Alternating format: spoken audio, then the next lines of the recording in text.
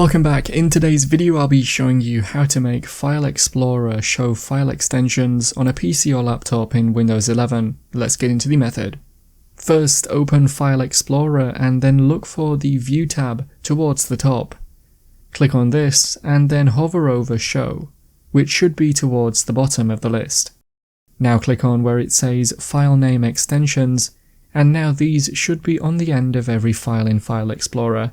For example, for videos, it might say MP4. That's how to make File Explorer show file extensions on a PC or laptop in Windows 11.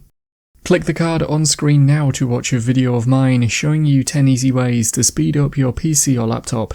If you have any questions, then let me know in the comments below, and if you did find today's video helpful, remember to leave a like and feel free to subscribe for more tips in the future. Be sure to stick around to see some of my other videos that you might be interested in. Thanks so much for watching, and I will see you in another video.